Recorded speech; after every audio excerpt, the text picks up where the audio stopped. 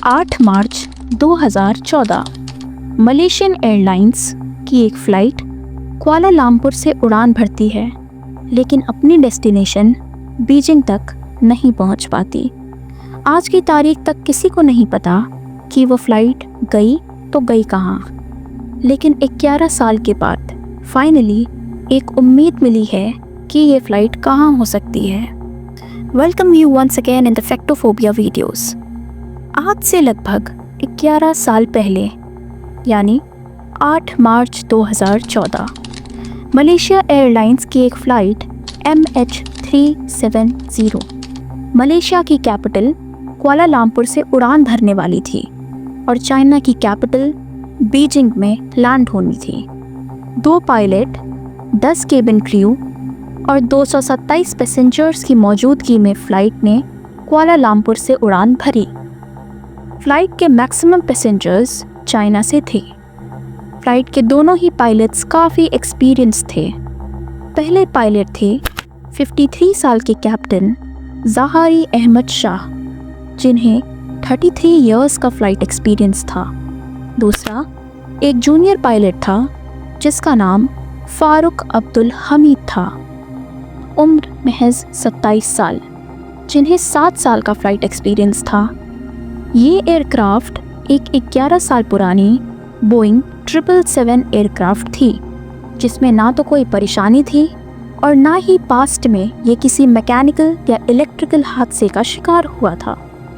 बताने का एम बस इतना था कि ये मलेशिया और चाइना के बीच चलने वाली एक काफ़ी नॉर्मल फ़्लाइट थी, जो रोज़ 5 घंटे 34 मिनट की जर्नी करके मलेशिया से चाइना और चाइना से मलेशिया ट्रैवल करती थी।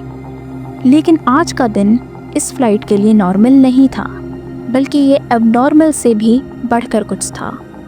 भले ही फ़्लाइट को केवल 5.5 घंटे का सफ़र तय करना था, लेकिन इसमें टेक ऑफ से पहले ज़रूरत से ज़्यादा फ्यूल डाला गया, जिससे वो 7 घंटे 41 मिनट तक फ्लाई कर सकती थी, यानी अपने तय समय से 2 घंटे ज़्यादा। ये एरोप्लेन में डेली किया जाता था, ताकि ख़राब मौसम में अगर प्लेन को डाइवर्ट किया जाए तो उसके पास एक्स्ट्रा फ्यूल हो।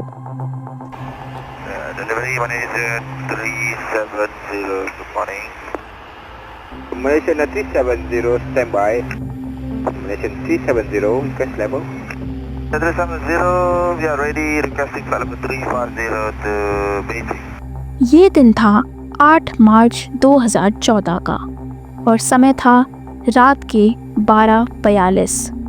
फ़्लाइट ने अपने समय के अकॉर्डिंग कुआलालंपुर से टेक ऑफ किया। फर्स्ट पायलट ज़हारी प्लेन के टेक ऑफ से पहले एंड उसके बाद भी कंट्रोल टावर्स के साथ कांटेक्ट में थे। टेक ऑफ करते ही प्लेन ने अपनी डायरेक्शन साउथ चाइना सी की तरफ कर दी और ठीक 20 मिनट बाद यानी 1:09 पर एयरक्राफ्ट में लगे ट्रांसपॉन्डर ने अपनी लोकेशन कुआलालंपुर कंट्रोल टावर के रडार को भेज दी। ये ट्रांसपॉन्डर का नॉर्मल काम होता है, जो हर थोड़े टाइम में अपनी GPS लोकेशन सबसे क्लोजेस्ट रडार को भेजता रहता है। अभी तक सब कुछ ठीक प्लान के अकॉर्डिंग चल रहा था। इसके ठीक 10 मिनट बाद यानी 1:19 पर जब flight MH370 Malaysian air jurisdiction से निकलकर वियतनाम एयर जुरिडिक्शन में जाने लगी, तो आखिरी बार कुआलालंपुर कंट्रोल टावर ने फर्स्ट पायलट ज़हारी से कांटेक्ट किया और ये आवाज़ सुनी। Malaysian 370. Malaysian 370 contact Ho Chi Minh 120.9. Good night. Good night Malaysian 370. इसका मतलब था कि अब फ़्लाइट MH370 को वियतनाम की हो ची मिन कंट्रोल टावर से कांटेक्ट करना चाहिए। फर्स्ट पायलट ने ये मैसेज सुना भी और जवाब भी दिया, गुड नाइट MH370। ना ही कंट्रोल टावर को पता था और ना ही शायद पायलट ज़हारी को कि ये MH370 से जाने वाला आखिरी मैसेज होगा। ये वो टाइम था जब फ़्लाइट को टेक ऑफ किए पूरे 37 मिनट्स हो चुके थे। अब होता ये है कि फ्लाइट जब तक अपनी फाइनल डेस्टिनेशन पर नहीं पहुंच जाता, वो अपने रास्ते में आने वाली किसी भी एयरपोर्ट कंट्रोल टावर के कांटेक्ट में रहता है, और यहाँ भी कुछ ऐसा ही होना था।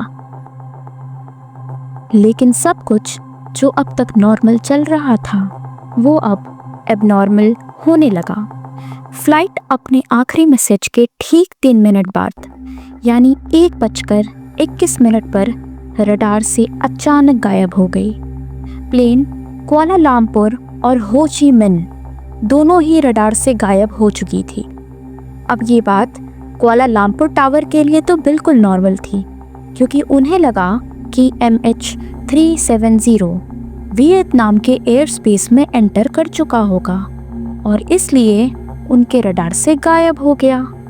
लेकिन जब हो ची मिन्ह के कंट्रोल टावर ने फ्लाइट को अपनी रडार से गायब होता हुआ देखा, वो समझ गए कि ये किसी खतरे की घंटी है। उन्होंने प्लेन के कैप्टन को कांटेक्ट करने की भी कोशिश की, लेकिन उधर से कोई भी जवाब नहीं आया। अगले 18 मिनट तक हो Chi Minh tower flight MH370 से कांटेक्ट करने की कोशिश करता रहा, लेकिन फिर भी कोई जवाब नहीं मिला। इतनी कोशिश के बाद हो ची मिन्ह टावर ने कुआलालंपुर टावर से कांटेक्ट किया और उन्हें पूरी स्थिति बताई। अब नॉर्मली ऐसी कंडीशन में रेस्क्यू सेंटर को 1 घंटे के अंदर इन्फॉर्म करना होता है, लेकिन कुआलालंपुर कंट्रोल टावर ने पूरे 4 घंटे के बाद एरोनॉटिकल रेस्क्यू कंट्रोल सेंटर को इन्फॉर्म किया, लेकिन तब तक काफ़ी देर हो चुकी थी। सुबह के 6:15 हो चुके थे। ये वो समय था जब MH370 को बीजिंग में लैंड करना था। अभी भी उम्मीद बची थी कि शायद फ्लाइट बीजिंग एयरपोर्ट पर लैंड कर जाए, लेकिन उधर से भी सिर्फ निराशा ही हाथ लगी। फिर ठीक सुबह 6:32 पर जहाँ से प्लेन गायब हुआ था, वहाँ सर्च ऑपरेशन शुरू किया गया।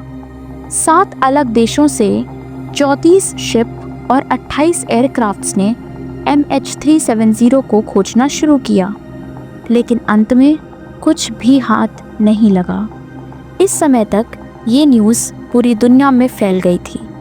टीवी, न्यूज़ वेबसाइट और सोशल मीडिया, हर जगह केवल यही न्यूज़ चल रही थी।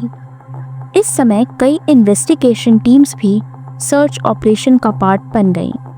किसी को भी नहीं समझ आ रहा था कि आखिर फ्लाइट अचानक से सारे रडार से कैसे गायब हो गई, और अगर वो इस जगह क्रैश भी हुई रहती तो इतने बड़े प्लेन का कोई ना कोई पार्ट पानी में तैरता हुआ दिख ही जाता। अगले पूरे 4 दिनों तक ये सर्च ऑपरेशन चलता रहा, पर कहीं पर भी एयरक्राफ्ट का कोई नामो निशान नहीं था। लेकिन फिर चौथे दिन की खबर आई, जिसने पूरी रेस्क्यू टीम को हिला कर रख दिया। 8 मार्च को 1:21 पर जब प्लेन रडार से गायब हुआ, तो वो सिविलियन रडार से ही गायब हुआ था, लेकिन मलेशियन मिलिट्री के रडार पर वो अगले 1 घंटे तक था। और उसके बाद जो कुछ हुआ वो कुछ ऐसा था। सिविलियन रडार से गायब होने के बाद जहाज़ ने कुछ मिनटों के लिए राइट की तरफ टर्न करने की कोशिश की और फिर यू टर्न लेके वापस मलेशिया की तरफ जाने लगी। पूरे 31 मिनट के बाद जहाज़ ने मलेशिया के पेनांग सिटी को क्रॉस किया और फिर मलाक्का स्ट्रेट की तरफ टर्न कर गई। आखिरी टाइम जहां तक मिलिट्री रडार था, फ्लाइट को इंडियन ओशन में डिटेक्ट किया गया और इस वक्त रात के 2:22 हो रहे थे। इसके बाद MH370 ना तो किसी सिविलियन रडार पर डिटेक्ट हुआ और ना ही किसी मिलिट्री रडार पर। पूरी रेस्क्यू टीम और इस ऑपरेशन से जुड़े सारे लोग केवल यही गुत्थी सुलझाने में लगे थे कि आखिर प्लेन गया तो गया कहाँ। जो ज़्यादा तंग करने वाली बात थी वो ये थी कि आखिर फ्लाइट ने बीजिंग के एग्जैक्ट ऑपोजिट डायरेक्शन में यू टर्न क्यों लिया। जो rescue team gulf of Thailand और साउथ चाइना सी में प्लेन को ढूंढ रही थी, उसने अब इंडियन ओशन में फ़्लाइट को खोजना शुरू कर दिया। लेकिन शॉकिंग बात ये थी कि यहाँ पर भी प्लेन का कोई अता पता नहीं मिला। अगले कुछ दिनों बाद एक और न्यूज़ मिली और इसने पूरी सिचुएशन को ही बदल दिया। पता ये चला कि प्लेन मिलिट्री रडार से तो 2:22 पर गायब हुआ, लेकिन एक सैटेलाइट ऐसी थी जिससे वो लगातार कांटेक्ट में था। अब ये बोइंग एयरप्लेन्स के लिए एक नॉर्मल बात होती है कि जब खुद का कम्युनिकेशन सिस्टम ख़राब हो जाए तो वो सैटेलाइट से कांटेक्ट करने की कोशिश करती हैं। प्लेन ने ऑटोमेटिकली ठीक हर 1 घंटे के बाद 20,000 किलोमीटर दूर इनमारसैट नाम की एक सैटेलाइट से कांटेक्ट करने का ट्राई किया। इस सैटेलाइट में प्रेजेंट डेटा की मदद से एक्सपर्ट्स ने कैलकुलेशन की तो MH370 के अगले मूव का भी पता चल गया। मलेशियन मिलिट्री रडार से भी गायब होने के बाद प्लेन ने एक और टर्न लिया और अगले 5 घंटों तक इंडियन ओशन के ऊपर फ्लाई करता रहा। सुबह 8:19 पर आखिरी बार प्लेन ने सैटेलाइट से कांटेक्ट करने की कोशिश की और ये MH370 से मिलने वाला सबसे आखिरी सिग्नल था। इसके बाद प्लेन ने ना किसी सैटेलाइट से कांटेक्ट किया और ना ही किसी रडार पर शो हुआ। इसका मतलब है कि जिस वक्त रेस्क्यू टीम्स फ्लाइट को साउथ चाइना सी में खोज रही थी, उस वक्त प्लेन फ्लाई कर रहा था, लेकिन उसकी लोकेशन वहाँ से बहुत दूर थी। एक्सपर्ट्स का कहना है कि ऑस्ट्रेलिया से 2000 किलोमीटर वेस्ट में इंडियन ओशन के ठीक इस कर्व्ड हिस्से में फ्लाइट का सैटेलाइट से लास्ट कांटेक्ट हुआ था। मतलब कुआलालंपुर से टेक ऑफ के बाद इस कर्व्ड हिस्से तक पहुंचने में प्लेन को 8 घंटे लग गए और प्लेन में टोटल फ्यूल भी बस इतना ही था। तो इस बात के काफ़ी ज़्यादा चांसेस हैं कि MH370 इसी स्पॉट में कहीं फ्यूल ख़त्म होने की वजह से क्रैश हो गया। इंडियन ओशन का ये कर्व्ड हिस्सा इंडिया से भी काफ़ी बड़ा है और यहाँ पर स्टार्ट किया गया एक deep sea research operation. MH370 को ढूंढना बहुत ज़रूरी था, क्योंकि जब तक प्लेन और उसका ब्लैक बॉक्स नहीं मिलेगा तब तक पता नहीं चलेगा कि क्रैश से पहले प्लेन के अंदर क्या कुछ हो रहा था। कई सालों तक ये सर्च ऑपरेशन चलता रहा, लेकिन कुछ भी हाथ नहीं लगा। 3 साल बाद इस डीप सी ऑपरेशन को ख़त्म कर दिया गया, जिसमें $160 मिलियन से भी ज़्यादा खर्चा हो गया था। सर्च ऑपरेशन के टाइम प्लेन का तो कोई अता पता नहीं मिला, लेकिन 2015 यानी एक्सीडेंट के 1 साल बाद प्लेन का राइट फ्लैपरॉन तैरता हुआ आइलैंड ऑफ रीयूनियन के किनारे पर मिला। ये प्लेन का वो हिस्सा होता है जो लैंडिंग के टाइम काम आता है। इस फ्लैपरॉन पर जब स्टडी की गई तो एक और सच्चाई सामने आ गई।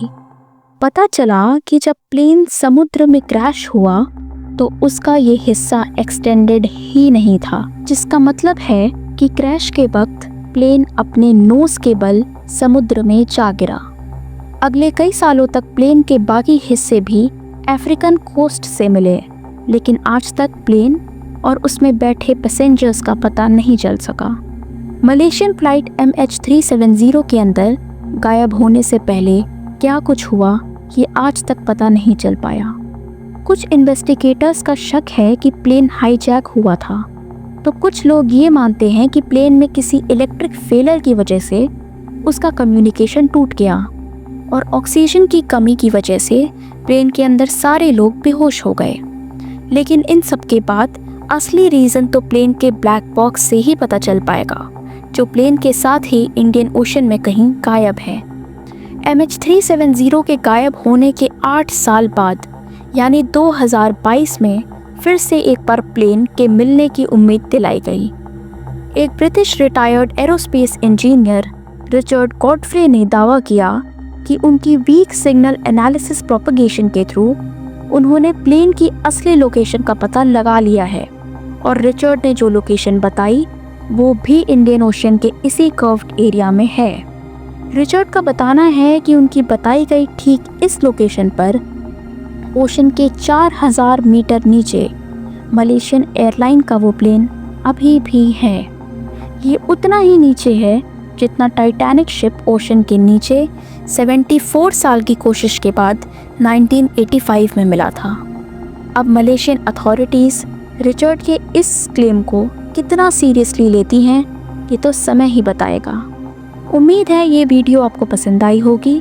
वीडियो को लाइक करें, शेयर करें और चैनल को सब्सक्राइब करना ना भूलें। मिलते हैं ऐसी ही एक अगली वीडियो में, तब तक नमस्ते।